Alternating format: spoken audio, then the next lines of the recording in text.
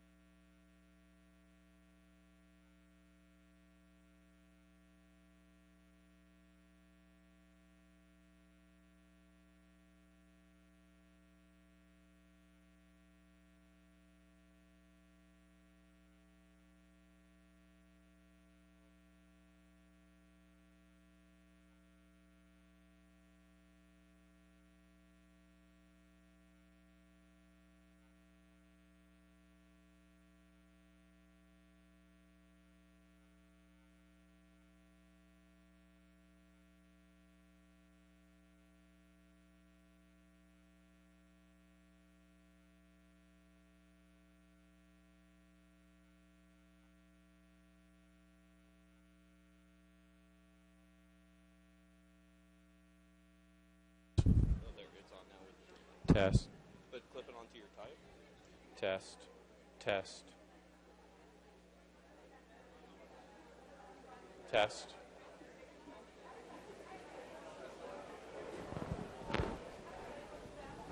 Test. There. That's a bit That loud. should be good. Yeah. We'll adjust it a bit. Okay.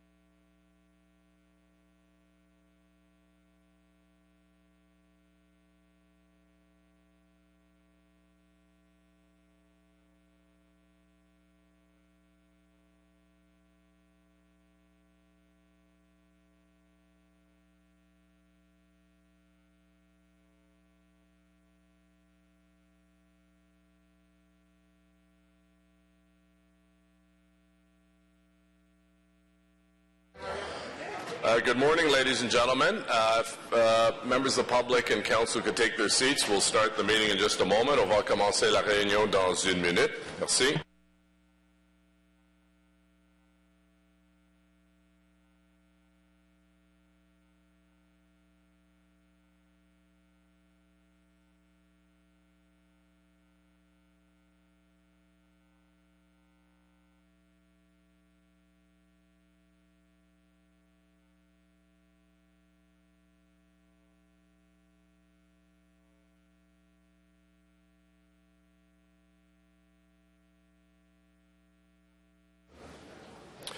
Good morning, ladies and gentlemen. Bon matin, mesdames et messieurs, et bienvenue à la réunion du Conseil municipal pour le 20. Welcome to the City Council meeting for March 26. Who are able to, could you please rise for prayer and remain standing for the singing of our national anthem? Almighty God, let us work together to serve all our people. Dieu Tout-Puissant, aidez-nous à travailler ensemble afin de bien servir nos citoyens. It's now my pleasure to ask Councillor McCrae to introduce our two special guests who are going to sing our national anthem. Councillor. Well, merci, Monsieur Mayor. Thank you very much, everyone, and welcome to City Hall, everyone. As we know, the Greek community has given us many, many things, whether it's law, medicine, philosophy, democracy, our great deputy city manager, and this one... Okay, our deputy city manager. But in all seriousness, Mr. Mayor, one of the greatest things that we celebrate in Ottawa is the Greek culture. And every summer in my ward, we host the Hellenic Community Festival, which is a celebration of music, culture, food. And every year, we get to hear two fabulous singers. So it's my pleasure today to introduce Chris and Antonio Pazoulis. This is a father and son team who perform annually at the Hellenic Festival and many different places across the city. Chris is a musician, a singer-songwriter, a busy father of three, and he's also the lead singer of Canada's most exciting Greek group called Poseidon. And if you go online and actually Google Poseidon, you can see that they perform all over the place, and certainly at the Hellenic Festival in the summertime. His son Antonio is equally as talented. He is a grade 12 student at Mother Teresa High School, and he is also a singer-songwriter, and he is also a talented actor and a director. And as a matter of fact, last year, Antonio was the third place winner and the top male vocalist at the 2013 Ottawa Idol competition. So, Mr. Mayor, without further delay, I say yasu to our guests who are here this morning. Welcome to City Hall. Take it away, gentlemen. Oh, Canada, our home and native land, true patriot love in all thy sons command. Car ton bras sait porter l'épée, il sait porter la croix. Ton histoire est une épopée des plus brillants exploits. God, keep our land glorious and free. Oh, Canada, we stand on guard for thee. Oh, Canada, we stand on guard for thee.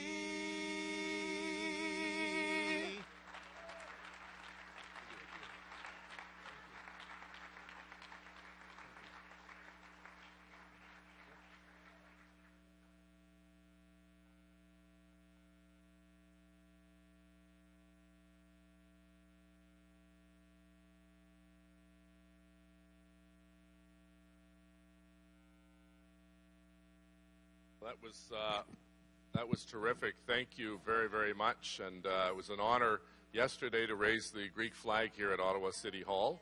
I noticed Deputy City Manager Steve Kanalakis was not at that event, and he wasn't at the Greek banquet dinner I was at Saturday night, and he wasn't at the Greek church service I was at on Sunday. Just mentioning that, Mr. Kanalakis. We have a number of ceremonial activities. I know members of the media, Joanne Cianello and others, really enjoy this part of the program very much. So we've got 4 items for you, so brace yourself.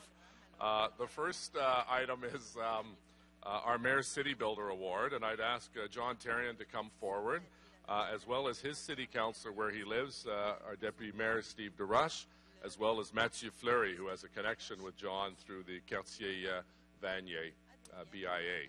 Welcome, John, and it's great to have family and friends with you here today, and merci, Monsieur Fleury et Monsieur DeRush.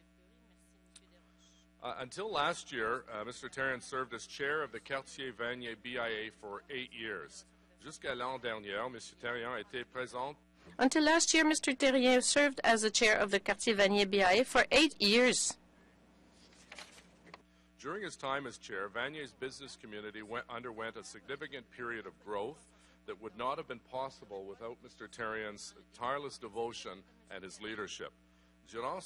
During his time as chair, Vanier's business community underwent a significant period of growth that would not have been possible without Mr. Therrien's tireless devotion. As the owner of Therrien Martial Arts, Mr. Therrien's days are busy enough running his business, and he has taught thousands of kids self-defense techniques and the benefits of physical exercise. But he saw that Vanier needed to be better and safer as a neighborhood in order to thrive, and he sought to make it so. To this end, he worked very closely with the Ottawa Police to work out a strategy that has contributed to a reduction in the area's crime rate. To this end, he worked closely with the Ottawa Police to work out a strategy that has contributed to a reduction in the area crime rate. He worked to build a better sense of community and shared interest in the neighborhood by engaging both the local businesses and the residents together. This was a significant undertaking over his 8 years as chair, but the hundreds of hours he put into growing Vanier's business community have paid off, and a foundation has now been laid for Vanier to continue to prosper and improve. Mr. Therrien, for all of the great work over the course of the 8 years as chair, we're truly grateful. Merci beaucoup pour votre travail, and it's my honor on behalf of your counselor from your business dealings, Matt Fleury, and from your home community, Councillor DeRush, to present you the Mayor's City Builder Award. Thank you for your leadership. Merci beaucoup.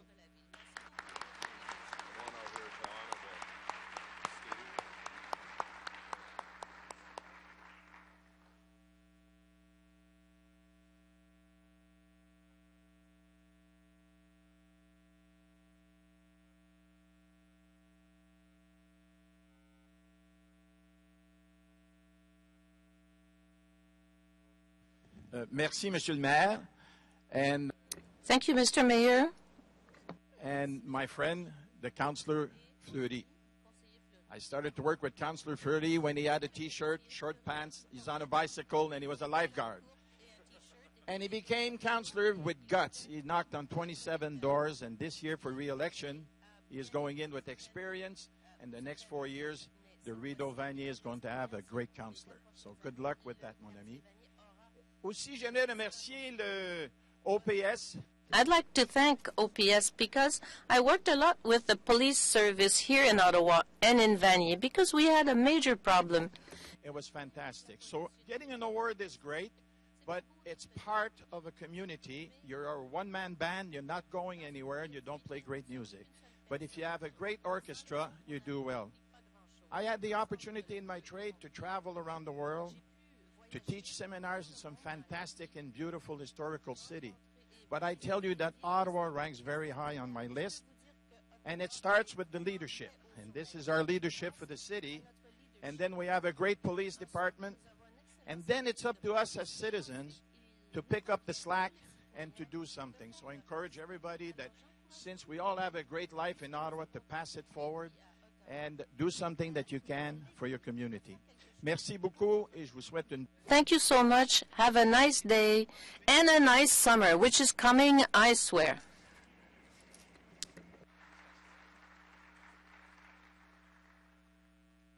Merci beaucoup, Jean. Thank you, Jean.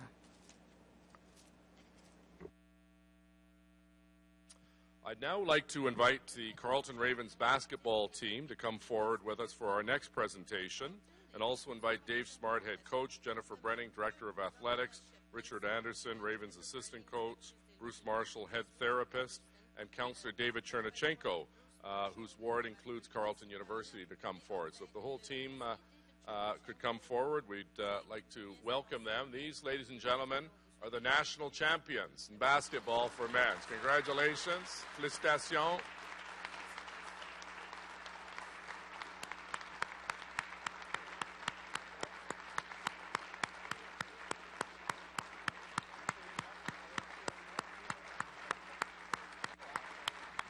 Come on in, David.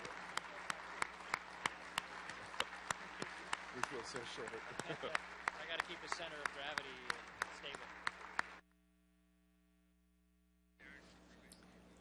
Cette réaction résume bien nos sentiments.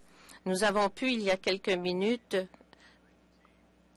souligner l'apport de chaque membre de l'équipe, de leur bon travail. Incroyable, en fait. Incroyable travail d'équipe.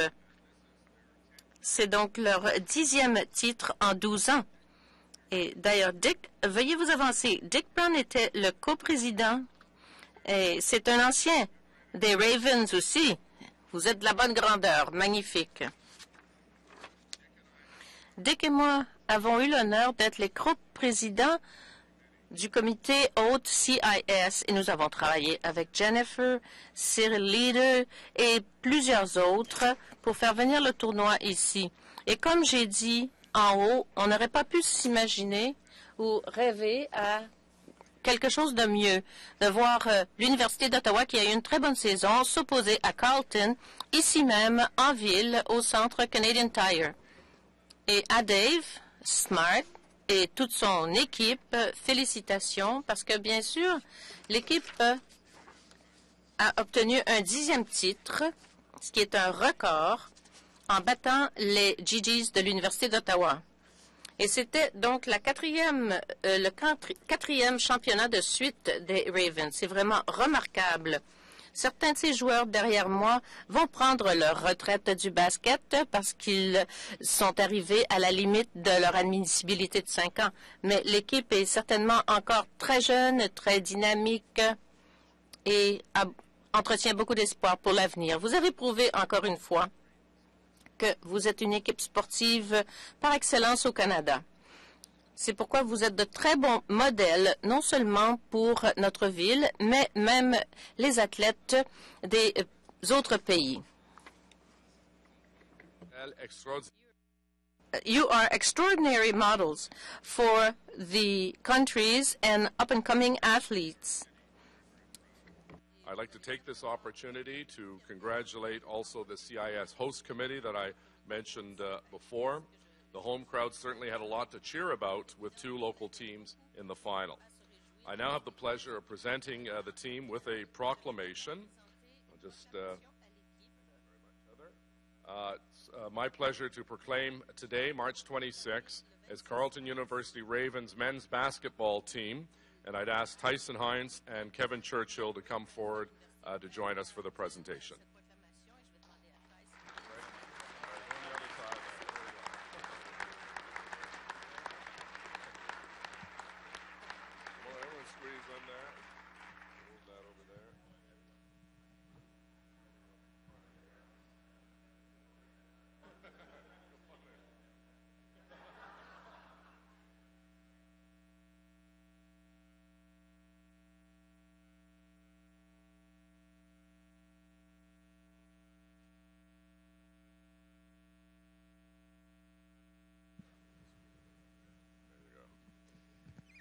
I'll keep this kind of brief. My teammates know I like to talk a lot, so I'll try not to do that.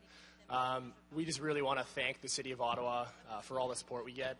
Not every student-athlete in Canada gets to be honored at their city hall, and that really means a lot to us as a team to know that we have the full support of all the citizens and the city council. It means a tremendous amount to us. On that same note, we want to thank the council and Mayor Watson for putting such an effort to bring the CIS National Tournament to Ottawa. To be able to play in front of friends and family and to win a national championship here at home in Ottawa really means a tremendous amount. It was a fantastic tournament, and again, we just want to thank all the councillors, Mayor Watson, for all the support you've given us throughout the year, and especially this last weekend. Thank you.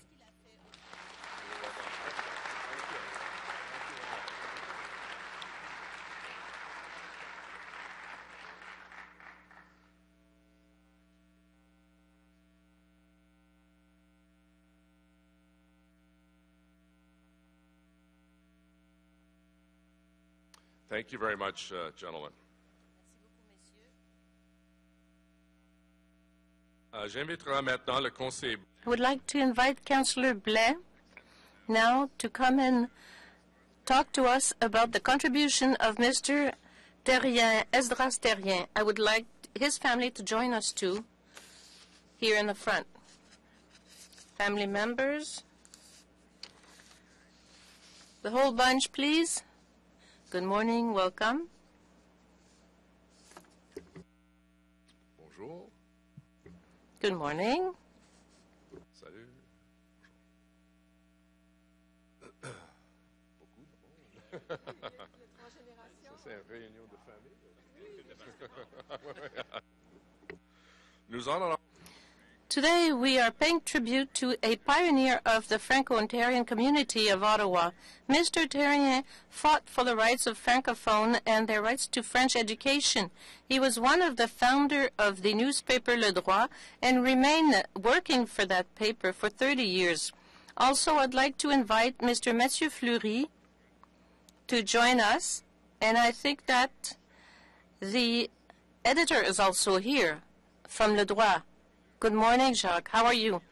I'll ask Councillor Blais to now tell you about the honor we have for Mr. Terrien today. Thank you, Mr. Mayor, and welcome to all the family, the Terrien family. I'm pleased to announce to you that a new street in the ward will be called in honor of Esdras Terrien. Mr. Terrien is well known. He has, namely, been a very firm advocate of French language and its heritage, and he also founded the newspaper Le Droit. It's thanks to pioneers like Esdras Terrien that the French language and culture are today so rich and lively in Ottawa. It is crucial for the city and the resident to remember forever that past. It is in honor of the relentless work of Mr. Terrien that a new residential street in the village of Cardinal Street, which construction should begin later this year, will bear the name of Avenue Esdras Terrien. I would like to thank Mrs. Madeleine Terrien, the granddaughter of Mr. Terrien, who sent us this request for commemoration. It is a great time, actually, to pay tribute to this Francophone family, since we just celebrated the International Day of Francophonie and the International Week of Francophonie. So the Francophone culture enriches our community and makes our city the best place in the world where to live and raise a family. And now, we have a street sign here, a real one.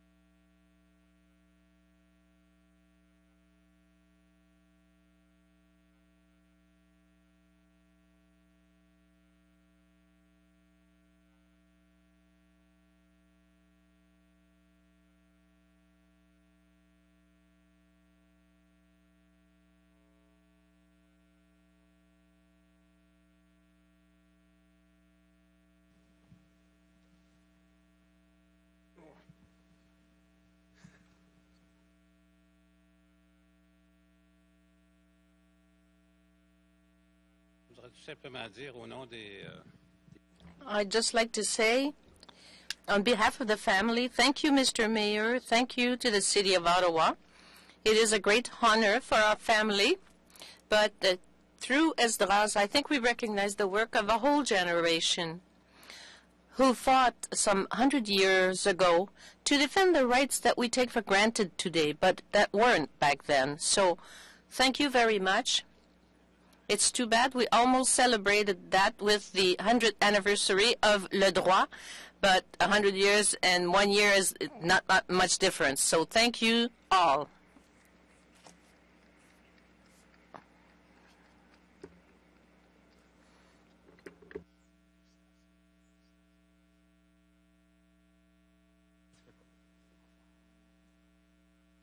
Oui, oui, ça c'est pour toi.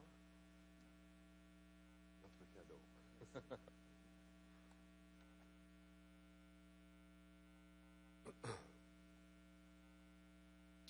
Merci, les membres de famille. Thank you, members of the family, Councillor Blais and Fleury. Morning. It gives me great pleasure to join City Manager Kent Kirkpatrick today in presenting the Diversity and Inclusion Awards for 2013. Je suis très heureux de me joindre aujourd'hui au directeur. It gives me great pleasure to join City Manager Ken Kirkpatrick today in presenting the Diversity and Inclusion Awards for 2013. Time to recognize the exceptional work of city employees and their commitment to making our city a better place to work and to live. At the City of Ottawa, we're committed to removing barriers and creating equal opportunities for everyone. And we're continually looking at ways to improve services, access, and business practices to reflect our community's diversity and a complex labor market. We're also dedicated to attracting and retaining a workforce that is representative of the population it serves. Nous travaillons également sans relâche pour attirer et... We're also working to attract and retain a workforce that is representative of the population we serve. Flexibility, respect, and ensuring a safe and rewarding workplace. Because of diversity, we're able to benefit and learn from each other's ideas. And as an employer, we're also committed to ensuring that each staff member has a strong sense of belonging. The City of Ottawa employees we are honoring today as 2013 Diversity and Inclusion Award winners are making a difference. They are people who are contributing to the enhancement and well-being of our city and to Ottawa's social, economic, and cultural fabric. And for that, I sincerely thank all of you. Merci beaucoup. I now ask City Manager Kent Kirkpatrick to come up and say a few words. City Manager.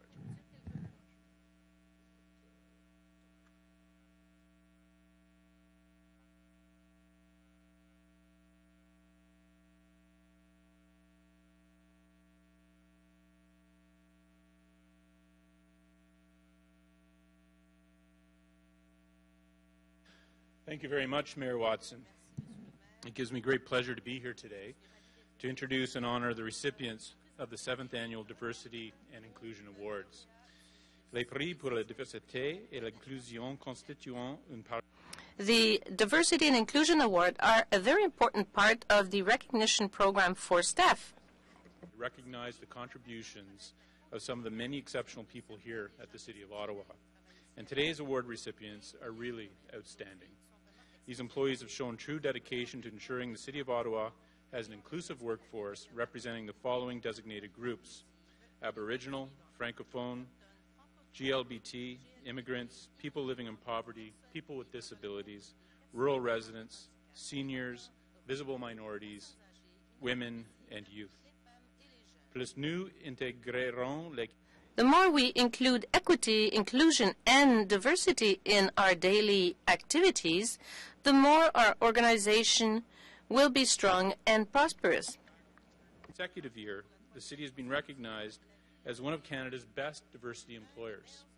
This national competition recognizes the leaders who have established diverse and inclusive workplaces.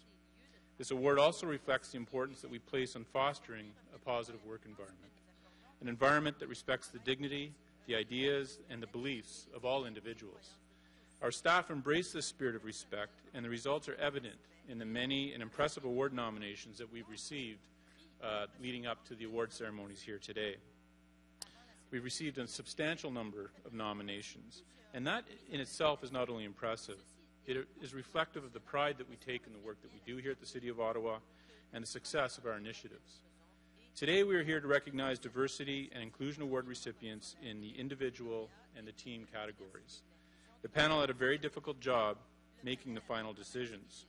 The submissions were all extremely strong, and all nominees were made significant contributions to diversity and inclusion here at our city and in our workplace. These nominations were submitted by fellow employees, and they address a diversity of needs and a wide range of initiatives.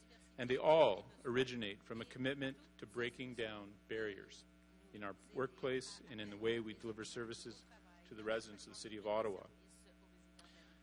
I would first like to, if I could, invite Councillor Wilkinson to join the Mayor and I in presenting the awards today. Having been involved with numerous diversity initiatives during her career as City Councillor, she's also volunteered her time to be part of the selection panel for this award for the past 3 consecutive years. This morning we'll begin with the Diversity and Inclusion Award recipient in the individual category. There are 2 notable honorable mentions in this category, though, before we announce the winner. The first is to Lisa Petch for her dedication to improving client services for the residents of our city by developing and promoting the Equity Inclusion Lens training program. Lisa has become a strong advocate for the program and works diligently to ensure that the training is meaningful and relevant to all users. Lisa, could you please stand up? There you are. Thank you very, very much, and congratulations. The second honorable mention is to Norma Strachan for the key role that she played in the development of the Canada Chinese Seniors Community Garden. By fostering cross-cultural community relationships, Norma has contributed to making our city a place where residents feel respected and included. Norma, could you please stand up? There's you. Norma, thank you very, very much, and congratulations. And now in the individual category, the winner of the Diversity and Inclusion Award goes to a very deserving recipient from the Ottawa Fire Services, Chief John DeHooge. John, could you please come down and join us? Chief DeHooge is recognized for his significant contributions to making Ottawa Fire Services an inclusive and a diverse workplace. Under his leadership and through his support of various initiatives and activities, he's played a key role in building a respectful, a safe work environment where individuals are empowered to take action. Congratulations, Chief. And now we're going to present you the award. And Steve, why don't you come up here and join us? Okay, perfect. Thank you.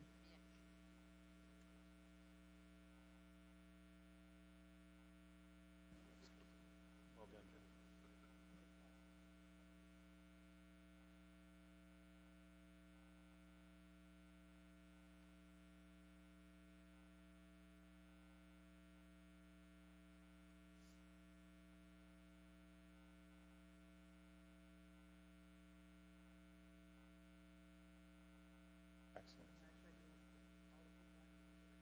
Yes.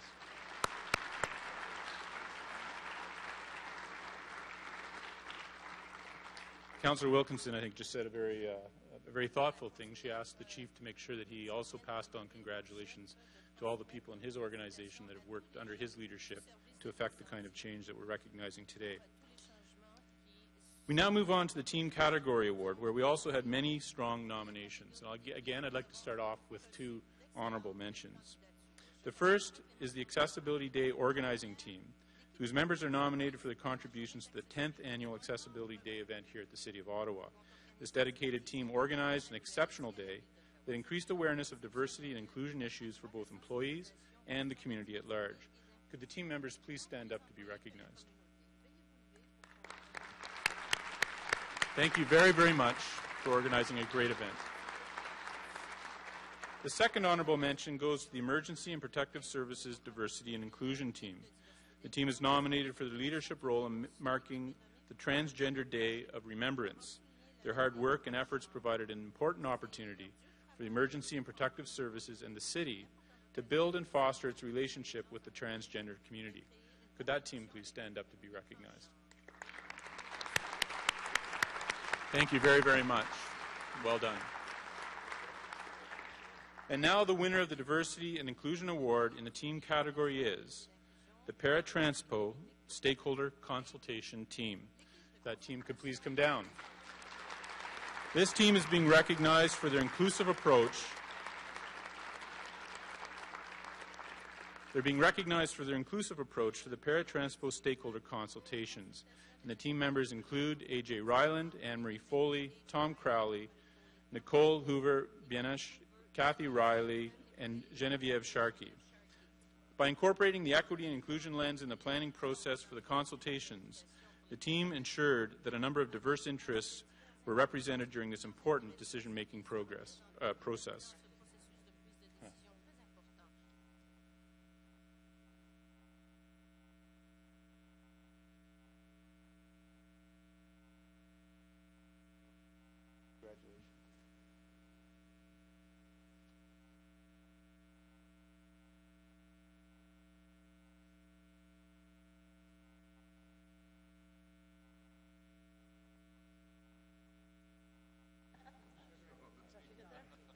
Does that work, Roger?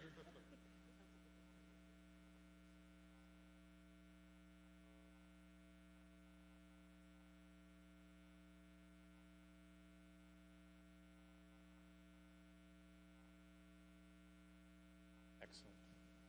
Thank you.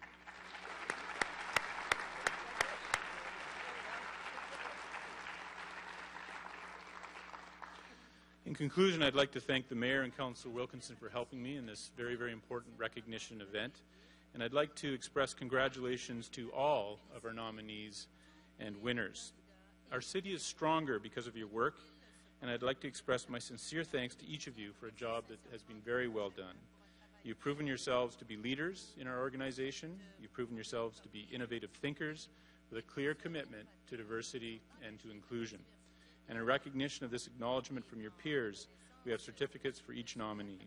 So thank you once again, and please be sure to pick up your certificates, which are right outside the council chambers. Thank you all very, very much, and congratulations once again.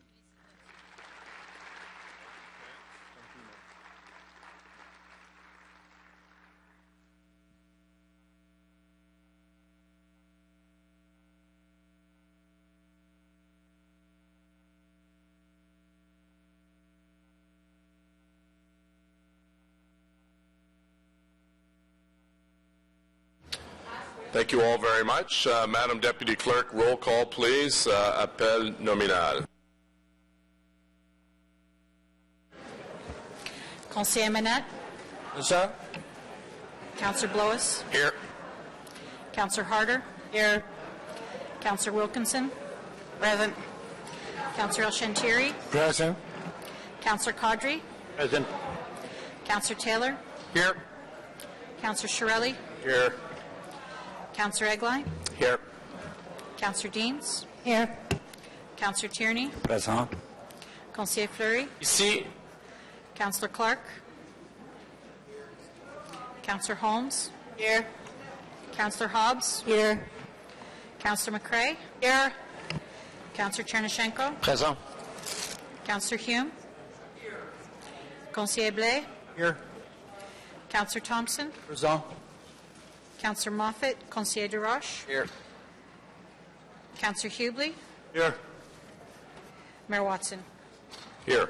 Le quorum est à 10, Monsieur le Maire. Merci. Confirmation of minutes, le 26 février 2014, the 26th 14, carried. Declaration of interest, including those originally arising from prior meetings. Déclaration de conflit d'intérêt.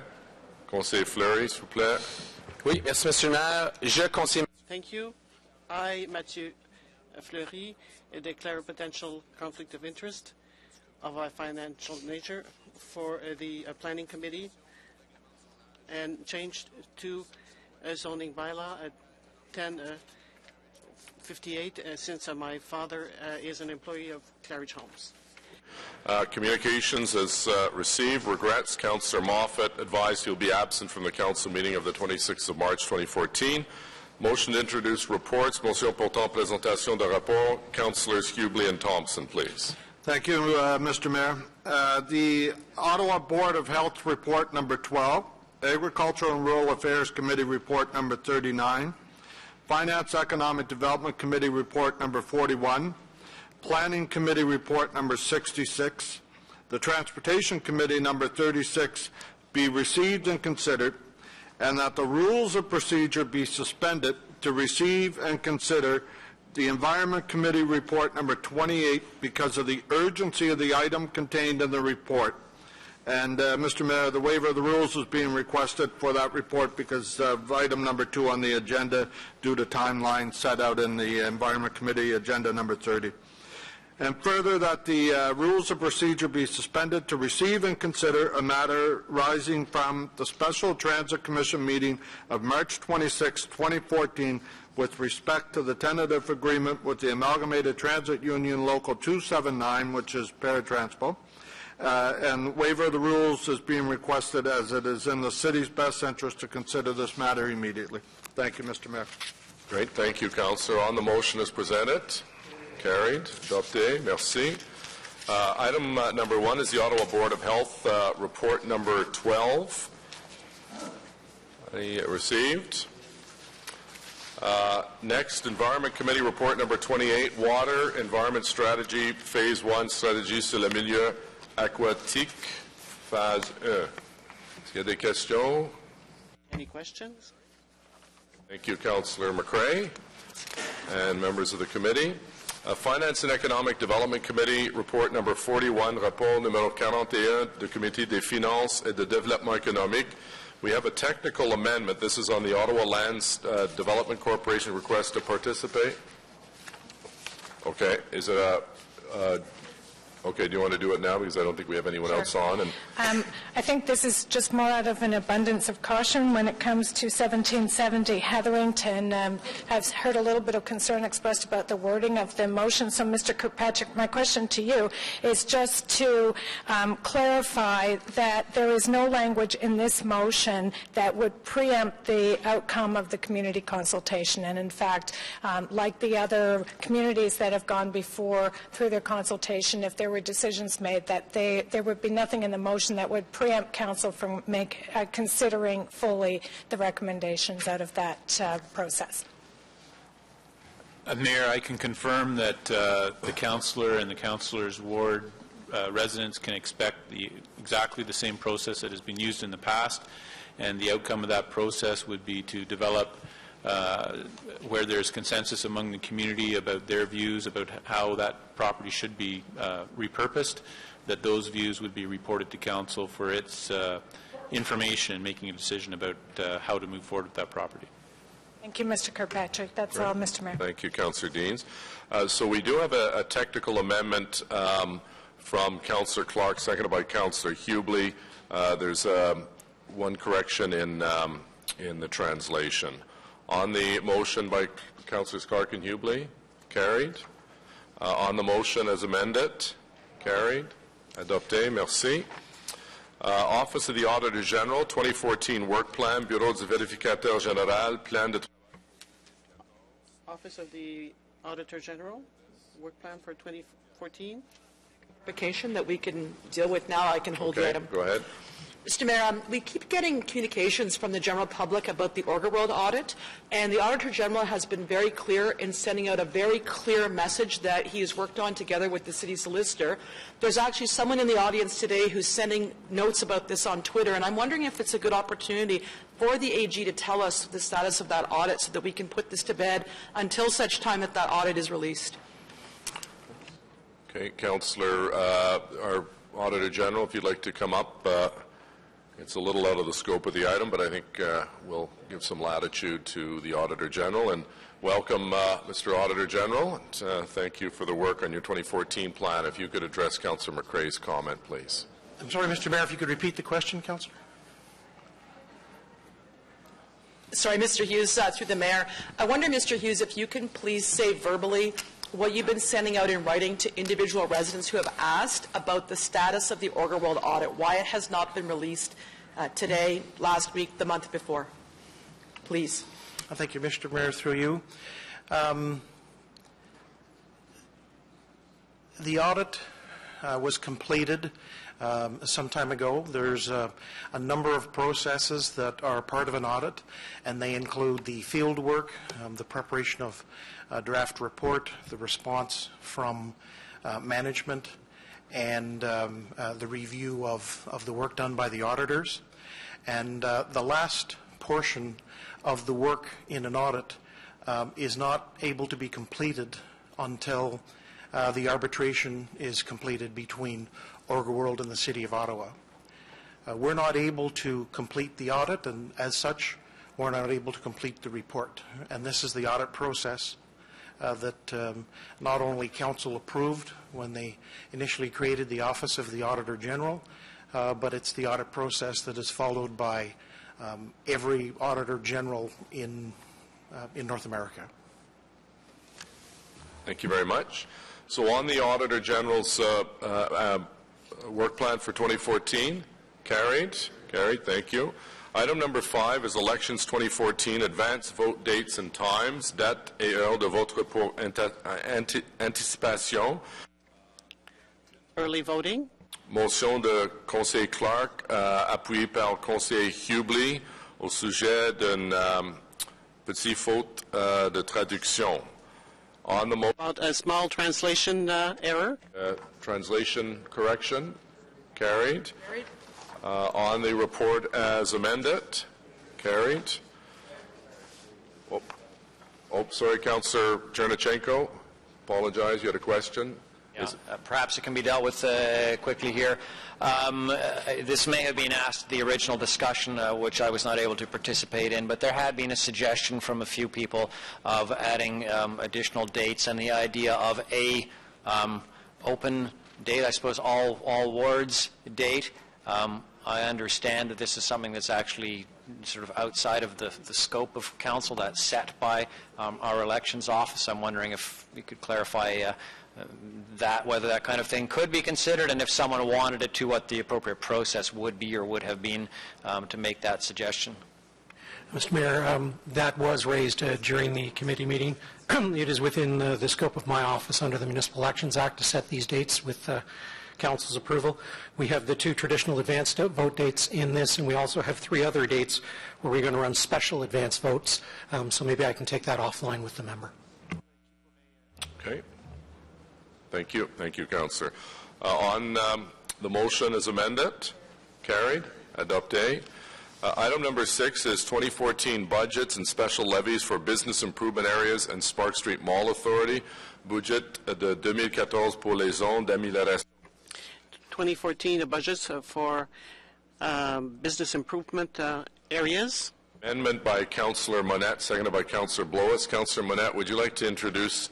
This is not, as I understand it, not increasing, but it's repositioning some of the dollars at the request of the BIA in Orleans. If you could let us know about that, please. Thank you, Mr. Mayor. Yes, basically that's what it is. It's strictly administrative, and it's due to a small surplus that was at the BIA. Whereas on March 4, 2014, FEDCO approved the 2014 budget and special levies as presented in Document 1 for Ottawa Business Improvement Areas, BIA, including the Art of Orleans BIA. And whereas the Art of Orleans BIA submitted its revised 2014 being $82,450 under administrative and $79,550 under maintenance beautification. Therefore, be it resolved that the Council approved the revised 2014 budget for the Art of Orleans BIA, attached as Document A to this motion. And Document A is Art of Orleans BIA, $82,450 administration, and as mentioned before, $79,550 maintenance and beautification. Okay, on the motion by Councillor Monette, seconded by Councillor Blois. Carried. Thank you. On item 6, the budgets as amended. Carried. Adopté. Item number 7 is disposition of 2013 tax and rate supported operating surplus deficit règlement. Do you have one or a series of questions, Councillor? Okay. Very brief. Okay, go ahead. You'll note in this disposition that the transfer to the Environmental Fund, which is where we fight the ash tree battle, has been reduced from $1 million, which we agreed to 2 or 3 years ago, to 500,000 because of the financial exigencies, and I just want it noted that if there's a few less tree plantings, then I'm not responsible. I think maybe the treasurer might clarify this. The commitment was that it would come out of the sinking fund, if I'm not mistaken, and the tree budget. This is a reserve fund, but the tree budget is actually bigger than it was the year before. Is that correct, Treasurer? That's correct, Mr. Mayor. The tree budget was increased for 2014, and yes, when you approved an annual contribution, we agreed it would come from any surplus we had in the sinking fund. There is no surplus in 2014, so we elected to make a contribution from the year-end surplus. Great, thank you. And Councillor Clark amended that original motion because I had it just as land acquisition. You have it for trees as well. So thank you on that. On item number 7, it's presented. Carried. Adopté. Merci. Appointment to the Endowment Fund Investment Committee. Nomination du Comité d'investissement et de fonds de dotation. Appointment to the Endowment Fund. City Treasurer, Corporate Finance. This is Ms. Monkman. Carried. Thank you. Planning Committee, report number 66, rapport numéro 66 du Comité de... Report 66 of the Planning Committee. Application to alter 106 to 116 Spark Street, 111 to 113 Queen Street. Carried. Thank you. Item number 10, official plan and zoning bylaw amendment 261, 265, 271, 275, and 281 Laurier Avenue East and 400 Friel Street, and we have 3 motions, so we'll come back to that one because it's a little more complicated. Item number 11, official plan and zoning 514, 516, 518, 530, and 532 Rochester Street. Modification de plan officiel. Official plan amendment. Item number 12, zoning bylaw amendment, 1040 Somerset Street West, modification au règlement de zonage. Zoning bylaw change, 1040 Somerset West. And I note that Councillor Fleury stepped away from his chair on that one. Item number 13, traffic control device initiatives, projet de signalisation. This is traffic control.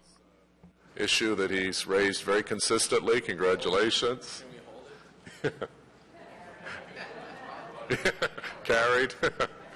Hold it next year. Can I just make a... Do you want to come back to that? Okay. No. Is it a brief item, Councillor Fleury? My only point was the following, that there's been some changes to the Highway Traffic Act, and it'd be interesting to get a staff briefing on it at Transportation Committee, and it's all linked to this file. Okay. So we'll ask Councillor Eglai to follow up on that. And on item 13, adopté, carried. Speed reduction on Bank Street between Riverdale Avenue and Chamberlain Street. Motion réduction de la vitesse sur la rue Bank. Speed reduction on Bank Street between Riverdale and Chamberlain.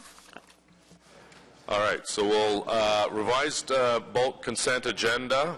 Does anyone wish to move anything from the bulk consent agenda? On the bulk consent agenda as presented? Carried. So we'll go back now to official plan and zoning bylaw for Laurier Avenue and Friel, and we have 3 motions. Technical amendments that I will ask Councillor Hume, Fleury, and Fleury to introduce. So we have those on the floor first. So Councillor Hume, seconded by Councillor Harder, please. Thank you, Mr. Mayor. This just corrects some wording in the recommendations to make sure that the English and French are accurately the recommendations accurately reflect each other, so you're reading in English the same as you're reading in French, and there was a slight error in the French recommendation. Okay, so that's the first one. Second is moved by Councillor Fleury, seconded by Councillor Hume. Councillor Fleury, if you'd like to introduce this motion. Yes, thank you, Mr. Mayor. The second motion is about, we wanted to make sure that this, obviously I'm not in favor of the proposal, but if it does go ahead, we want to make sure that it functions as a university residence would. So we've put on the zoning some wording and some reassurance for the community about the 24 hours, 7 staff on site, as well as the no amplified noise and the closure time on the outdoor terraces and patios. So we were able to come to an agreement with the proponent on that basis. Okay, that's the second one. And the third one, Councillor Fleury, seconded by Councillor Hume. And the third one, through this application, raised a lot of challenges about the secondary plan in Sandy Hill, which is quite an old plan, and what we've realized is that the official plan talks about growth in the area, and our challenge is that the growth isn't identified in the community. So there's a lot of challenges with it. We want to make sure that it's properly reviewed to bring predictability to the neighborhood, and also make sure that that the community is involved and shares their concern through it. So we're asking, and if you remember at Planning Committee, we had brought this motion with the intent to find funding. We were successful in finding funding for us to, it was the top priority from Planning and Growth Department to review, and we're able to accelerate it and start it in 2014. So bringing some assurance to the zoning there. Okay, and that item is not jumping the queue. It's the first one in line for funding. So we have on this item questions and comments. Councillor Deans, please. Thank you, Mr. Mayor. I wasn't at Planning Committee, so perhaps just briefly you could explain to me why the amendments are necessary and where the current secondary plan CDP differ from what is being asked for today. Mr. Mayor, the amendments, the one is to the zoning and the other is to the official plan. The official plan amendment is essentially under the secondary plan applying to Sandy Hill. The property is designated low-profile residential. What's being proposed is a medium-profile residential project, so it requires an amendment to the land use schedule to change the designation from low-profile to medium-profile. And then the rezoning is being put forward again to allow for a medium-profile residential project, whereas the current zoning limits the scale of development to low-profile, which is essentially 5 stories, or 4 stories in height, rather. And there's also various performance standard modifications that were required to accommodate this particular project on the property.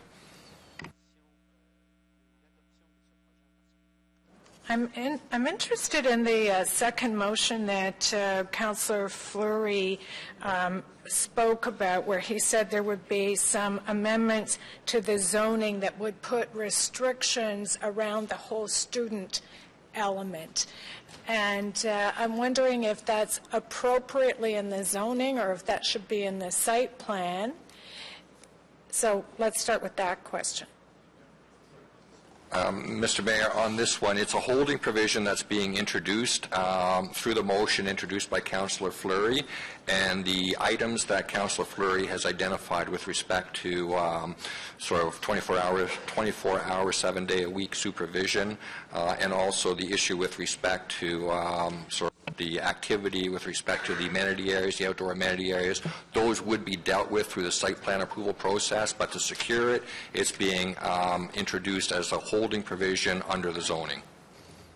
And I believe Mr. Mark was going to add something to this. Mr. Mark? No, I was, Mr. Chair, I was simply going to confirm what Mr. Smith said, that it was negotiated with the applicant, will be secured through the site plan agreement, but to ensure such a site plan agreement is signed, an H is being put on the property.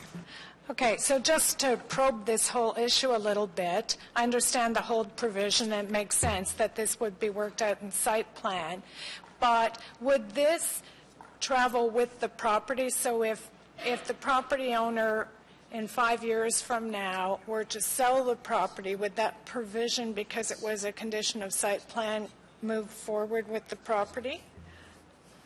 Mr. Chair, that in fact is why an H was used. We reached earlier an agreement with the current applicant that he agreed to these provisions. Concern was expressed by the ward council if the property was sold, and so in order to ensure that would apply to a subsequent purchaser, it was decided that we put on an H to ensure that it would be incorporated into the site plan agreement and carried forward. Okay, thank you for that. I'm just interested in this whole notion of student housing because it's sort of an emerging field in some ways where we have private student housing, and I'm just wondering from a human rights perspective if it can actually just restrict tenancy to students. Mr. Chair, this zoning bylaw does not restrict tenancy to students, and so the provision in the site plan agreements provide for 24-hour supervision, but it's not tied into supervision of whom, and of course the patios don't refer to who might be using them either. Generally speaking, there is not the ability to limit property by persons. There was some case law that was brought to my attention from an individual who had spoken to the ward councillor that in an exclusively single neighborhood, there is some case law that does indeed allow for zoning by the nature of the persons. In my opinion, beyond a single-family neighborhood or a single detached neighborhood, that case law would not permit any restrictions at all. Okay, thank you for that. One of the issues that the community has raised is the loss of affordable housing if council moves forward with this today. Just wondering if someone can comment on, is the housing currently on at those 6 addresses affordable housing, and will the new housing not fall into that category? Mr. Deputy Mayor, I don't think we have any specific information on what the rental rates might be for the existing housing that's accommodated within the existing buildings on the property. Clearly, there are a number of buildings with a number of apartment units. My understanding is many of them, in fact, are rented to and occupied by students, but not necessarily exclusively. How it fits into the affordability threshold, we don't have specific information on that, but clearly this is a development that's replacing residential with increased residential opportunities on this property from what exists today. But doesn't our housing department look at the affordable housing stock and concern themselves with whether or not we're losing affordable housing? We do have policies in our official plan that speak to it. However, it's not something that the municipality has the complete authority unless we own the properties to control directly. So clearly the housing group is involved in promoting and supporting affordable housing. But with respect to development applications, the key thing is that if residential development or residential uses or units are being removed, the objective is to try to have residential units replaced to offset that loss, and that in fact is occurring here. We don't have any ability to actually define what the rental thresholds might be or sale thresholds might be in terms of the dollar value associated with units. The other concern that residents in Sandy Hill have raised is the heritage value of the current site on Heritage Street and the loss of that heritage value. Does the department have any comment on that? Within Sandy Hill, there are a number of individual buildings that are designated, plus a number of districts that are designated heritage. These properties fall into neither of those categories. So some of the buildings might in fact be on our heritage reference list, but they're not officially protected as heritage buildings under the Ontario Heritage Act. And in this instance, there is one building that they are looking to retain and incorporate into the overall project. So the key issue in this situation was ensuring that the new development would fit with the fabric of the area in terms of its character, and that's being achieved in terms of the development as it relates to the street edges to pick up on the historical fabric that's existing in Sandy Hill. But there is no official heritage protection that applies to these properties. Okay, those are all my questions. Thank you, Mr. Mayor. Okay, thank you, Councillor. Councillor Holmes, please. Thanks very much, Mr. Mayor. Well, I find this really disappointing. It reminds me of the Rideau Street Convent beautiful stone building that we allowed to be demolished, and a cement block, banal, square box went in and does nothing for Rideau Street, but a lovely heritage stone building disappeared. And this seems to me to be a repeat of that. These are a streetscape of older buildings that lend an ambiance to Sandy Hill that speaks of the history of the area, speaks of the architectural work that has been done over the last century, and this is all being thrown away. And so it looks to me like we are once again taking the province's responsibility, this time to house students at universities, because they will not fund the universities sufficiently to build student housing, paid for by the university, monitored by the university, so that in fact, as the student housing on the campus now is, there's no problem with the residential communities abutting it. It's well managed. And here we have a large building that it's the city saying we need to make sure there's 24/7. Certainly not the university. They don't know, they don't care. And they don't have the money from the province to be able to build or buy and manage properly and effectively the housing that we see coming forward. Yes, there are thousands of students that are going to both universities without the kind of housing that they should have. So I'm glad to see that we're putting in that 24/7 with supervision. How we monitor that is an interesting question, and that will depend, I think, on the city making sure that happens and working with the owner in this case. So I'm glad to hear it's in a holding bylaw so that will actually in effect happen.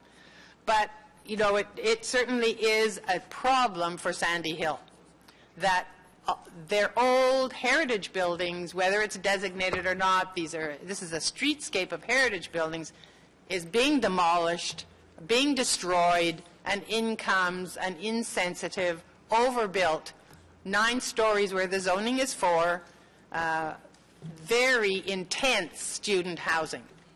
And we all know that that will be highly problematic if there really isn't real supervision in there to keep the noise down, the drunken parties down, as is happening in Sandy Hill and has been happening for some time. So I'm voting against it, Mr. Chair. I don't think this is our responsibility to house all the students that don't have adequate housing that the university is providing. Are we going to be asked for many of these buildings in Sandy Hill? Is this just the beginning because there are thousands of students that don't have housing? Why aren't we dispersing those students? We have a fabulous transit system. They can pretty well live anywhere and get to U of O on the transitway. It's not as though, you know, this is some corner that has no public transit. It has fabulous public transit, and these students could be dispersed throughout the city rather than all concentrating in Sandy Hill, and we lose the ambiance, we lose the feel of a downtown residential community, we lose heritage buildings. So I'm not voting for this, Mr. Chair. Okay, thank you, Councillor Holmes. Councillor Wilkinson, please, questions and comments. Thank you, Mr. Mayor. I know this is not a heritage district. You just answered that question, but I believe it is a main street, is it not? It's not a main street as designated in the official plan. It is an arterial road, but it's not within the main street designation as we would find along our commercial corridor such as Richmond Road or Bank Street. But the existing zoning is the equivalent of a main street type of zoning with the 4 stories, is what I believe. Is that right? No, actually it's not. It's a residential zoning that applies, whereas main streets typically have a commercial zoning that applies. The height limits are similar, 4 to 6 stories, but in this instance it's actually a residential zoning that applies along Laurier Avenue. And it's not 4 to 6, it's 4, I believe. That's correct. Right. One of the things in the official plan talks about that any new development coming into an existing community should fit the character of the development of that community. And I'm trying to figure out, in looking at the designs and everything else, how you worked that particular part of the official plan into this application? I think when you look at the area, Mr. Mayor, this is not a homogeneous area in terms of low-profile development. You, in fact, do have medium-profile developments in very close proximity across the road from the site. All of these existing developments, in fact, are also captured in the low-profile residential area designation, but they, in fact, are existing there today. So this particular project, at a median profile of 9 stories, does fit within the overall fabric, and we're quite satisfied that it fits within the overall policy objectives that allows for consideration to be given for some deviation within established communities where there is that pattern of development existing today. Well, I recognize the need for student staff housing in this area because of the university. I think back to when my daughter went to Western. She stayed her first year in the building they called the zoo. And the zoo was a very, very large building with a lot of students in one place. And the name sort of tells you what it was like. This one's going to have, I saw the number of students, it was 750 or something. There's a lot anyway. I think it's even more than the zoo. Have you considered the impact of having that concentration? I just had a presentation this morning about for people of housing first, that the idea is to have them dispersed in the community is the best way to do it. And yet this is going in the opposite direction. Is any consideration given to that impact? Because it is an impact. Again, I think Mr. Mark had alluded to it in his comments. When you're dealing with land use planning and zoning in particular, it's not who's occupying, it's the nature of the development. In this instance, it is a residential apartment that's being proposed. It just so happens that the owners are intending to make it available for student accommodation, but it doesn't exclusively have to be for student accommodation. So the assessment of this application was relative to a residential development, an apartment form development of 9 stories, and is that an appropriate development at this location? The number of units is deemed to be appropriate and acceptable given the size of the property. And there's 180 units that are being proposed, which is not unreasonable for a property of this size in the downtown location. Are those units being done like the ones at the university, that they're pods, that you have a unit but it has different rooms off and a central core area for people? I thought that was what I was seeing in that one.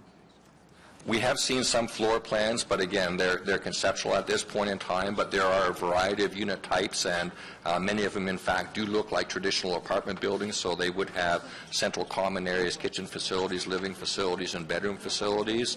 Some are larger, some are smaller, so it is a variety that's being accommodated.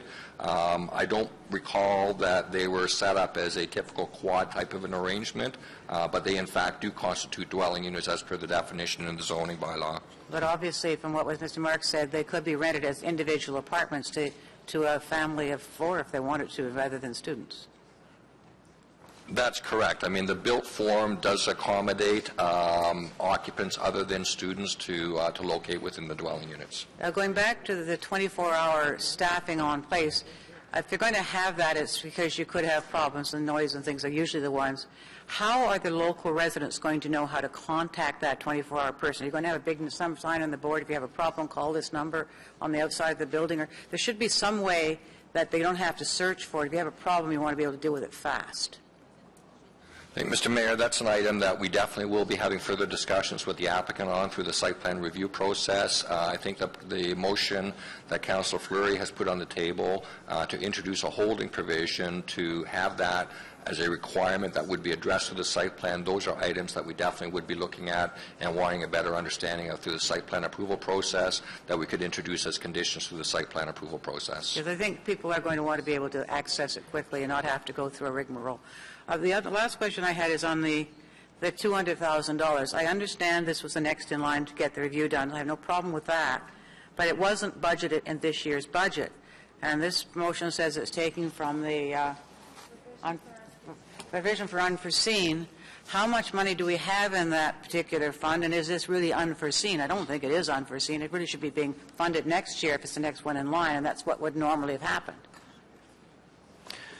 To you, Mr. Mayor, it's not the unforeseen account, it's the one-time and unforeseen account, and there is $650,000 remaining in it, so there's ample funds to fund this particular secondary plan. And do you have any, other than the crossing guards, which would come out of this after the study's done in the spring, is there anything else that you foresee that would be using this fund?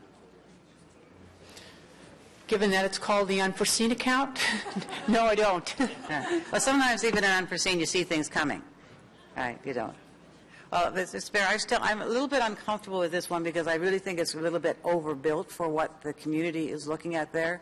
And but I understand the need for the student, well, if it is used for student residence, and it'd be very interesting to see how that ends up, because obviously we can't actually force them to do it in that way. So I'm very of two minds on it. I think I probably will vote against it, but if it goes ahead, I would like to see some of these other things happening to make sure that it's even more protection for the residents. Thank you. Okay, thank you. Councillor Chernyshenko, please. Thank you very much. It seems to me the issue really is about the specific location of this building. We certainly acknowledge there's a growing need for housing for students in particular, as this building is likely to accommodate either in the vast majority, if not entirely. It's just that I see it as a leap deep into a residential community, and the fact that we are not either not able to or have not yet created a tool or a designation where we're, in a sense, keeping the campus, if you will, to within a certain boundary. Sure, students can, will, and should live all over the city. We've got clusters. We've got the Lees apartments, closest to me in my ward, where they aren't on the campus per se yet, and yet are used by a lot of students. But what we're seeing here is, that's not, within a residential community with all that comes with that. In a sense, it's sort of a hard to define sense that, this is a residential community. And so what we're seeing is this is a number of blocks away from campus. It's a number of stories higher than the buildings around it. We've already heard the heritage issues. My concern really is that we should be assisting with the growth of campuses where necessary, but being quite clear where those lines are so that we can say to a residential neighborhood like Sandy Hill, as we do with Old Ottawa South, yeah, you can expect to see student housing growth within this area, but you can expect not to see it deeper into the community. And my concern in the end here is this has gone a number of blocks deeper into the neighborhood than I would like to see. Obviously, it was an available property, appropriate size, etc., for the desire of this developer, but I'm going to have to vote against it based on what I see as an incursion too deep into residential neighborhood. However, I am going to be continuing to work with our staff and the neighborhoods to try to develop some kind of student housing approach policy so that we can allow for more housing growth, including likely private sector development, but to have a better sense of where we want that to go, make it maybe even easier for it to go in the designated locations and harder in areas like this. Thank you. Thank you, Councillor. Councillor Clark, please. Thank you, Mr. Mayor. Well, I think Councillor Chernyshenko has crystallized the main arguments. Although I spent a long time yesterday at Planning Committee where we discussed infill and where we talked about character of the street, where we talked about fit. Well, this doesn't really have any fit. We're going to move to 6 or 8 stories all the way along there, tear down all those wonderful heritage homes? I think not, and I think that's the problem. This is not a thin edge of the wedge, it's a thick edge of the wedge, and frankly, we're better off not starting that process. It's all nice and good, say, oh, this nice looking building you're going to build there, but unfortunately you drive along there and it's not in keeping with anything else. So somebody else said we can build more of these cell blocks and pretend we're Moscow. Well, I don't agree with it, and I'm going to vote against it. Thank you. Councillor McRae, please. Thank you, Mr. Mayor. Mr. Mayor, my question to staff is, I wonder if planning staff could provide some insight as to how the holding designation works with respect to the ultimate issuing of the building permit and things like that. Mr. Mayor, with the holding provision attached, there are certain conditions that are identified under that holding provision, which is within the Councillor Fleury's motion, and it's tied into obtaining site plan approval. So those items that are identified under the holding provisions would need to be addressed in a satisfactory manner through the site plan approval process, which Councillor Fleury will have an opportunity to review and concur with and sign off on. And once that occurs, then the holding provision would be removed to allow the project to proceed, but the requirements with respect to the matters that are identified in the motion would then have been secured through the site plan agreement. Sure, and through the Mayor, this is similar, Mr. Smith, to what we worked on very closely with the shopping plaza at Clyde Maryville, and it was something I raised a couple days ago with regards to this property, if it was appropriate. And I guess my question is, if this building ever gets sold, so assume, for example, council agrees today, there's a holding designation goes on it, they comply with the site plan, it gets built, and they follow through with the contract that they essentially have with the city, which is what a site plan really is. Tell me what happens if this building gets sold to a new builder or a new owner, and they decide that they don't want to comply with any of the elements for supervision and things like that. How does that work? Mr. Mayor, pursuant to Section 41 of the Planning Act, a site plan agreement is binding on successors in title, so it would be binding on a successor owner. So I guess to you, Mr. Mayor, in the past, in my ward, we've tried to have site plans upheld that may be 20 years old with regards to a resident removing a tree, and the city has not upheld that. So how do we know that this is not going to be upheld 20 or 30 years down the road? Because that's what my concern is, that we can't always make sure that subsequent buyers uphold what is on the books today. So how do we circle that square?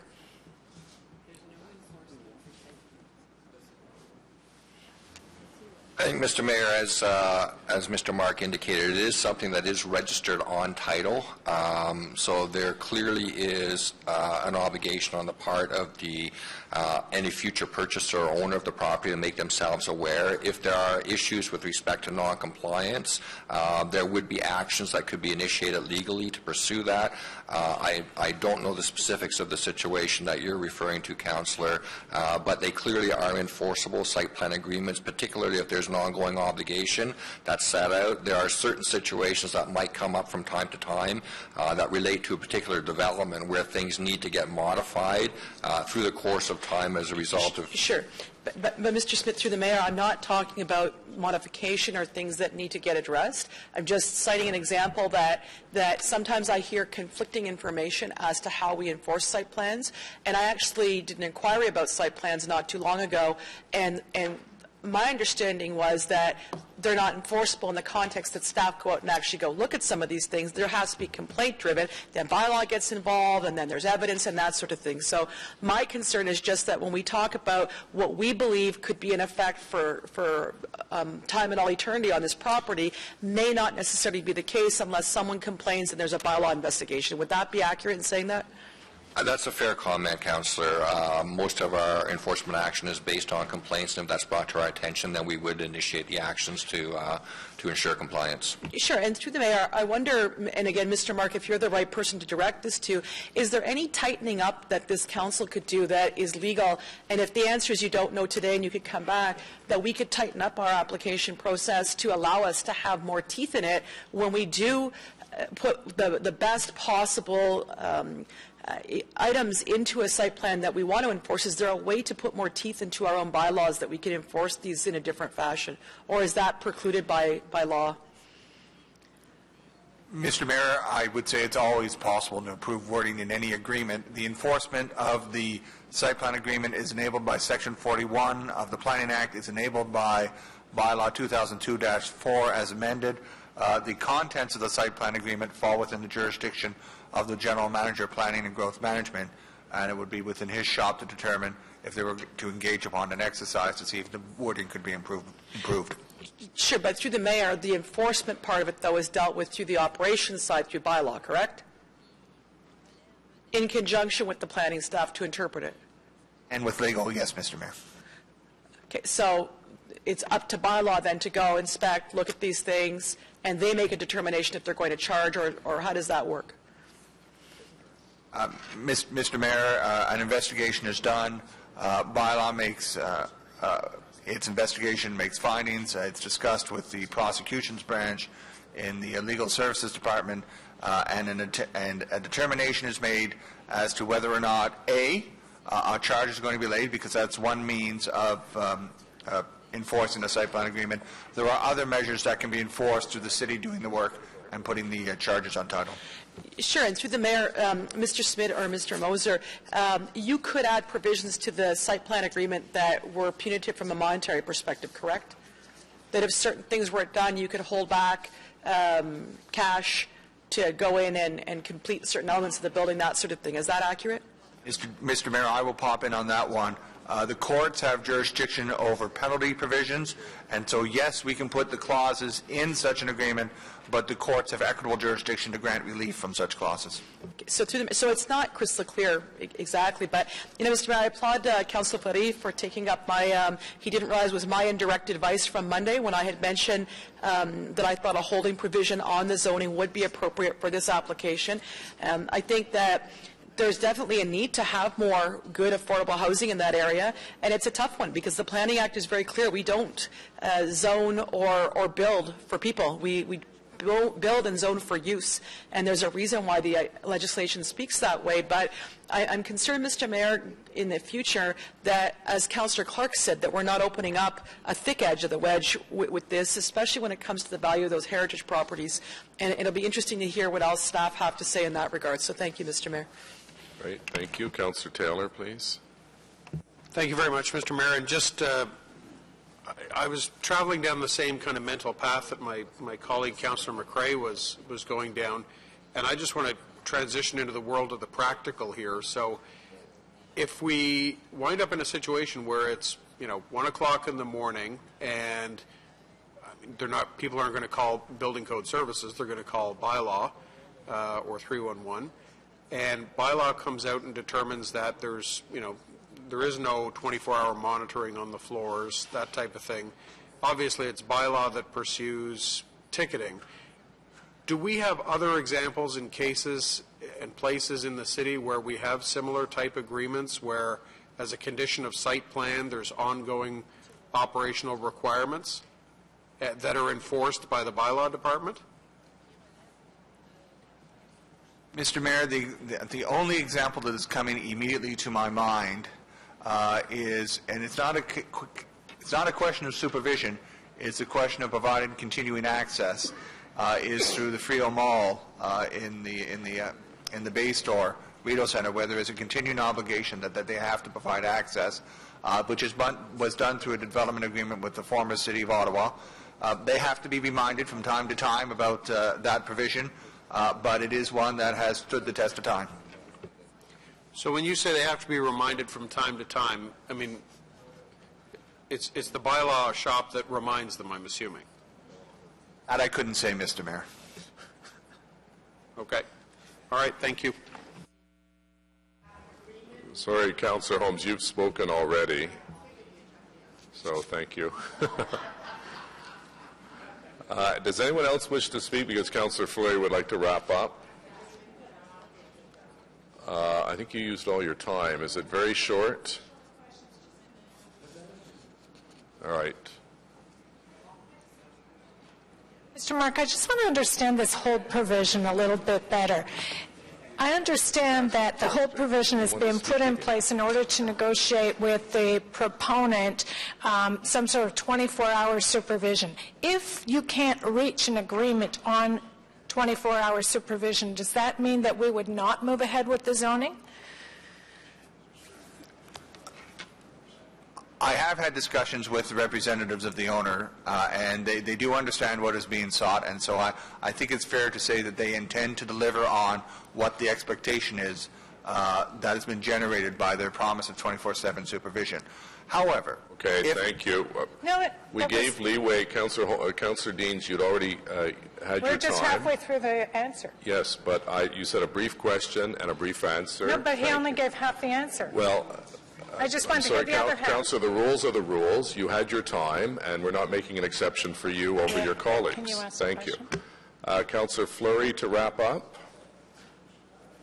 questions to staff based on the last comments. Could you finish on what you were describing? No, sorry, Councillor, it doesn't work that way. Your wrap-up time is now.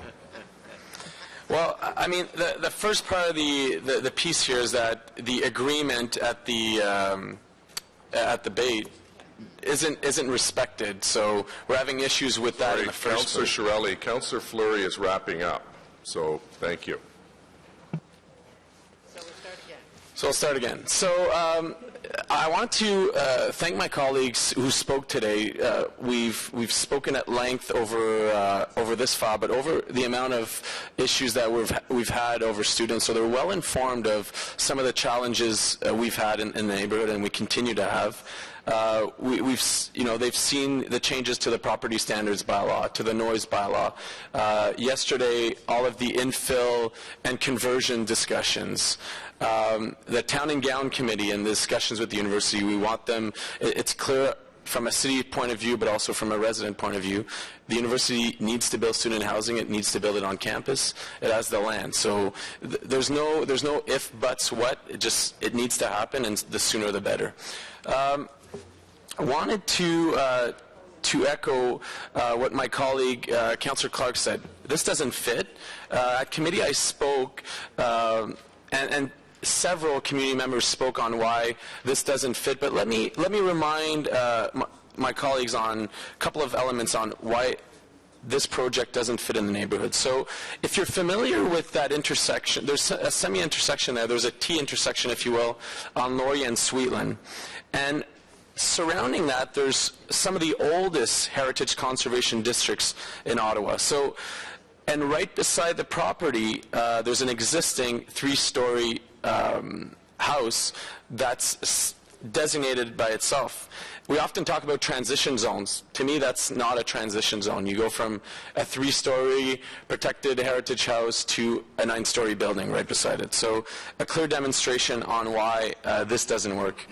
Wanted again to, it was one of our first discussions on Section 37.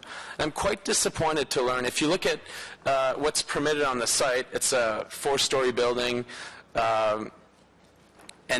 and the uplift in terms of Section 37 is above 25%. But when you look at the several definitions that we have for gross floor area, we have 4 different definitions, and we're using the narrowest ones to not get community benefits out of this project. And we define it as now an uplift of only 14%. I think that's a big problem. Yes, we're not happy with the proposal. Yes, we're putting some legal binding components to the operation of that property, but there's elements here that need to be revised relating to Section 37 and what we calculate as gross floor area. This is a clear uplift of 25%. It's not. I know that there's currently 4 definitions, but that needs to be reviewed. I wanted to have spoken to most of you, and you've had interactions with my community who's either exchanged emails, given you phone calls, met with you on this project and on the challenge that we're having with it. I wanted to thank the members of committee, although some of you have said that you will be supporting of this application. All of you understand some of the impacts of this application, and when I spoke to you about the motion about the secondary plan, I want to thank you for understanding the importance of bringing that forward at this time and reviewing this, so that if other proposals like this come forward, we know where they fit and where they don't, and we want to make sure that the residential elements of Sandy Hill are protected. It's an important community, and you understand clearly the impacts that the university has had on our community. So I hope that you will not support the application as we discussed. Thanks. Okay. Thank you, Councillor. Just offer a couple of comments. I'm not going to support the committee or staff recommendations. I've found the debate very enlightening. I have a couple of concerns with the proposal as has been presented. First of all, it's not compatible with the streetscape or the height of Laurier Avenue in the Friel and Sweetland area. Secondly, let's not fool ourselves. This is not affordable housing. This is a for-profit building that's going up. There's not going to be subsidized rents. Third, the very fact that we have to ask for 24-hour security would lead me to believe that this is going to be a de facto student residence that is not affiliated with the university. Fourth, just for clarification, the province doesn't fund non-academic buildings. So it's not really the province's fault, although maybe the province should look at doing that, but there are no provincial dollars for non-academic buildings like parking garages, recreation facilities, and residences. Councillor Holmes brought up a very good point. We have a very good transit stop, one of the best used stops in all of Ottawa is at the campus station, and it's going to get even better in a few years when the light rail station arrives on that site. So it does allow students not necessarily to simply have to choose to live in the Sandy Hill community to go to Ottawa U. So I think we would be wise to send a message that this is an important heritage community that is under a lot of stress, quite frankly. You see the number of complaints that go into bylaw. You see the number of challenges from a noise perspective, from a property standards perspective. And I think it would be wise of us to reject this particular recommendation and say that it's not acceptable to that particular neighborhood. So because we have these technical amendments, I think there may be some desire to support some of them for obvious reasons because we don't know what the outcome of the vote is going to be. So the first one really is a issue with respect to the English and French language. Councillor Hume and Harder, carried. The next one is by Councillor Fleury, seconded by Councillor Hume. This deals with the 24-hour security in the event that the motion does pass, carried. And the final one by Councillor Fleury and Hume is the secondary plan. This is not jumping the queue. This is the next one in line. It's requiring funds from the unforeseen account if this project goes ahead. Carried. So yeas and nays on the committee recommendation, please, Madam Deputy Clerk. Councillor Chernyshenko? No. Conseiller Fleury? No. Councillor Harder? Yes. Conseiller Blais? Oui. Councillor DeRoche? Oui. Councillor Hubley? Yes. Councillor Wilkinson? No. Councillor Tierney? Yes. Councillor Blois? Yes. Councillor Shirelli? No. Councillor El-Shantiri? No. Councillor Eglai? No. Councillor Hobbs? Yes. Councillor Moffat? Councillor Hume? Yes. Councillor Clark? No. Councillor Caudry? No. Councillor Holmes? No. Councillor Taylor? No. Conseiller Manette? Yes. Councillor Thompson? Councillor McCrae? No. Councillor Deans? No. Mayor Watson? No. 9 yeas, 14 nays. Okay. Thank you. Okay, we have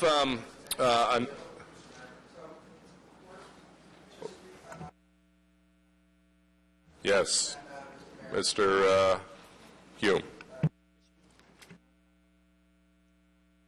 Now that we've rejected the application, we need to provide reasons that we can go forward to the Ontario Municipal Board by which we, for rejection, so that they can form the instructions to our solicitor. And Mr. Mark, I don't know how you want to operationalize that. Mr. Mayor, staff are going to do their utmost to write something up based on the discussion that we've heard before this meeting adjourns. So, do you need to have those approved by council? Yes, Mr. Mayor. So I'm going to go to the side and work on that right away. So, Mr. Mayor, we're almost done. Is there a delegation that council can give in case this meeting ends that we can approve? Well, I think we can certainly take a brief adjournment. I don't think it's going to take a long time, and there's still there's quite a few motions left, so we'll judge Mr. that Mayor, on timing. Fine. Okay, thank you.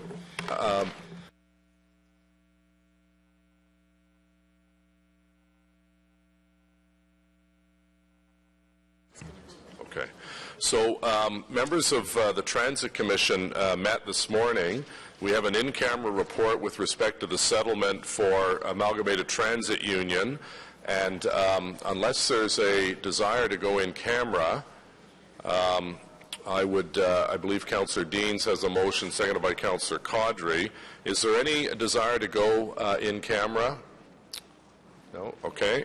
So, Councillor Deans, would you like to introduce the motion, seconded by Councillor Caudry, please? Thank you, Mr. Mayor. Whereas the City of Ottawa and the Amalgamated Transit Union Local 279 have committed to working collaboratively to resolve issues of mutual concern in the workplace, and whereas the collective agreement between the City and the Amalgamated Transit Union Local 279 paratransport employees expired on December 31st, 2012, and whereas the City and ATU 279 bargaining teams concluded a tentative agreement on March 7, 2014, subject to ratification by the ATU 279 paratransport membership and City Council, and whereas the ATU membership has ratified the tentative agreement by a vote of 79%, and whereas the tentative agreement is affordable and fair to taxpayers and our employees, and whereas the Transit Commission has endorsed and refers to City Council the ratification of the tentative agreement reached with ATU Local 279 for paratransport employees, therefore be it resolved that City Council, with the Transit Commission's endorsement, ratify the tentative agreement reached with ATU Local 279 for paratransport employees,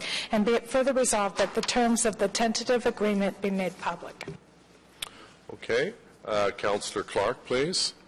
I don't believe we need to move into camera on this. I think it's already been passed through all members of council. Yeah, I think we agreed on that, so thank you. Any questions on the motion? Carried. I'd like to thank, I know Craig Watson is here from ATU, and thank both sides for working cooperatively, and the settlement all in is 1.91% for 2 years, 2013 and 2014, which is a fair and reasonable settlement for both the employees and for our taxpayers. So thank you all, and thank you, Councillor Deans, for... Craig, do you want to stand up, because some members of council have not had the opportunity to meet you? Thank you, Craig. Thank you. Okay, so we're not going to move the motion to adopt reports until we have Mr. Mark back with his items. So we'll go on to motions of which notice have been previously given. Motion dont avait été donnée entièrement.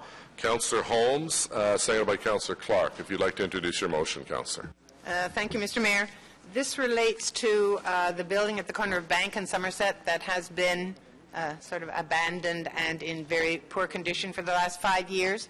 The owner is now interested in starting to work on the outside, repointing the brick, doing windows and the turret and all the roofing components. So, Mr. Chair, this is to show good faith on the part of the city that we are interested in him moving forward as quickly as possible. The Bank Street BIA has been very concerned about this building for quite a while and is looking forward to action now happening to rehabilitate the building. Carried. Thank you. Next.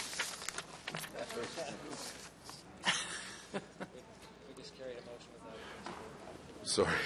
Sorry. That was carried, Mr. Mayor. Yes, well, I didn't say it, so I had a question. This has been a problem property for some time, and I know Councillor Holmes has worked hard on it. I'd like to perhaps ask her, as the mover of the motion, what commitment the owner has to actually get on with doing the work, because my understanding is that a building permit hasn't been issued to date. I don't know the status of the tenancy, but it has been an eyesore in an important intersection of the city for some time. Yep. Thank you, Mr. Mayor. The work is going on now for the internal work because there is a tenant that has been secured, but there's a discussion about an elevator and where it will go, and the architect is now having to redo the detailed design for the interior. But the exterior is ready to go, and the owner wants to get started on the exterior as soon as He's interested in May, as soon as we get out of this cold spell. So he's very interested in moving forward before the detailed design is finished on the interior. So he can't apply for a building permit until that final design is done for that elevator component. The tenant wants the bottom 2 floors. So, but he can work without a building permit on the exterior, repointing of brick and so on. So he's prepared to do that and would like to get started, Mr. Chair. Okay, thank you. Councillor Aguilar, please. Just a quick question. I'm not sure if this is for the council or staff or both. Again, because this has been around for a long time, could we not, to further motivate them, put an end date, like to extend it to a particular date? Would that not? I mean, you're dealing with them directly, but procedurally, I guess, could we do that? And practically, does it make sense? So I guess it's a two-pronged question. Mr. Chair, or Mr. Mayor, as I understand the motion, it does say to the end of 2014, so it does have an end date. It would be December 31st this year. Yeah. Thank you. Yeah, it's for 2014. Okay. Thanks. Est-ce qu'il y a des autres questions? Any other questions or comments? So on the motion, carried. Carried. Are there any, I'm sorry, we have motions requiring suspension of the rules of procedure. I don't believe we have any. Are there any that anyone wishes to move? Mr. Chair. I think yours is a notice of motion, Councillor. Yeah, I would like to move for the Healthy Kids Community Challenge one. Yeah, I think that's a notice. It is a notice of motion. I'd like it to become a waiver because we should be sending the city endorsement of those applications into the province. The province is stipulating on this money that the city is to be the one that deals with the financing. So the city has to be the transfer agent for this program, and it would help our applications if the city supports it at this stage. Yep. My understanding is that this has not been necessarily driven by staff, because I asked some questions today and staff were not entirely aware of how the application process got to where it is. And secondly, which staff, Mr. Mayor? Well, I was dealing through the clerk's office staff to find out why this came forward, because there are some councillors that had expressed concern they weren't sure where the projects were through the city. So, okay, so we have Dr. Levy here and Mr. Chenier both here, who would be happy to talk to it. Well, my recommendation is, unless the deadline is within the next 2 weeks, which I don't believe it is, I'd like a little bit more time just to figure out what we're applying for and what the cost implications are, because the problem with one-time money is, you know, you end up in a situation, do we have to staff that up and then we ramp up and then the money ends after 1 year. Yeah. So I think I don't have a problem with the application or the program. I just want to make sure that we have crossed all the T's and dotted all the I's. So if you're willing to leave this as a notice of motion, we can deal with it at the next council meeting. Okay. So are there any other motions requiring suspension of the rules of procedure? Okay, so notice is a motion for consideration at subsequent meetings. Councillor Holmes. Surprise. Which one is that one?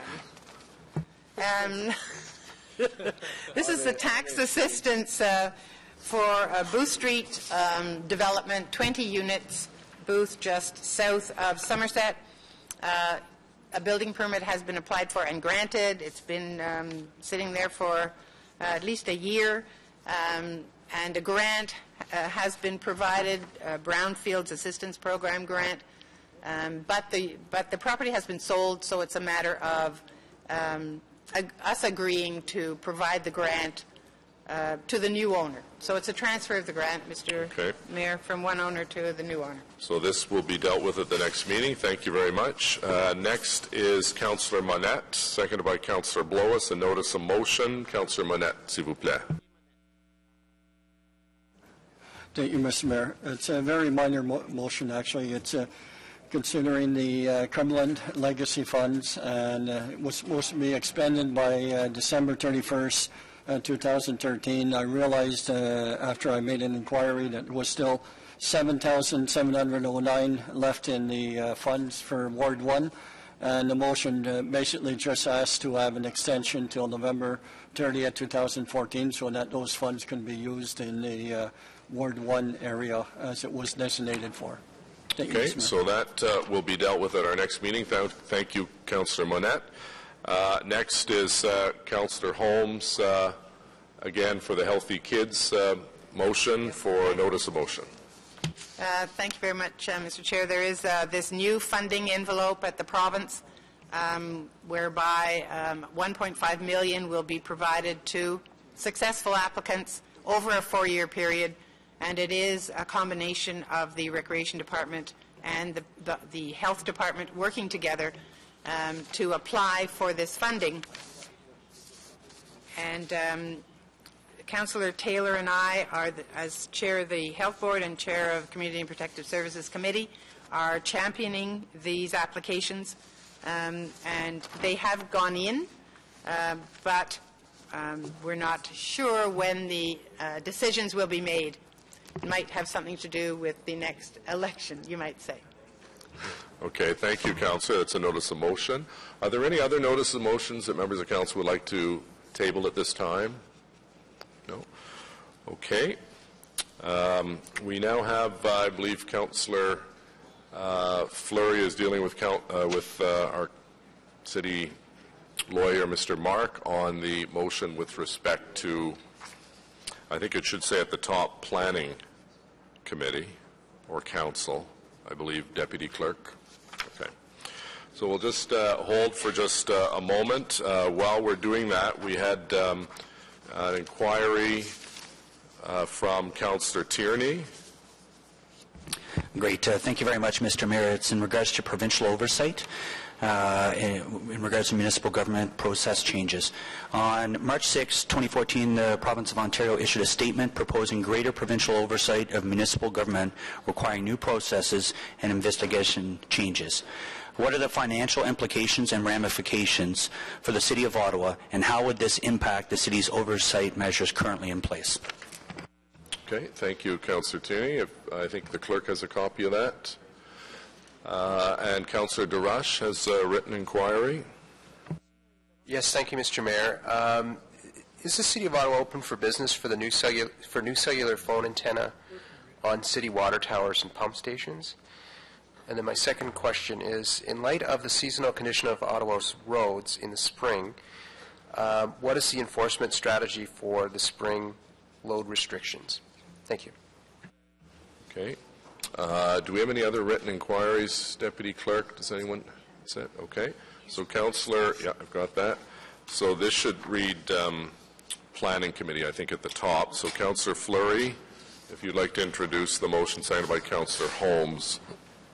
So be it resolved that Council endorse the following as the reasons for the refusal of the rezoning request for 400 Freel and related properties. One, that the proposed built form is not compatible with the prevailing building form of the area, both from a perspective of height and from a perspective of heritage attributes of the area. Second, the proposed use is too intensive for the area. And third, based upon the proximity to the transit station growth, can be accommodated in other locations in the city. Carried. Carried.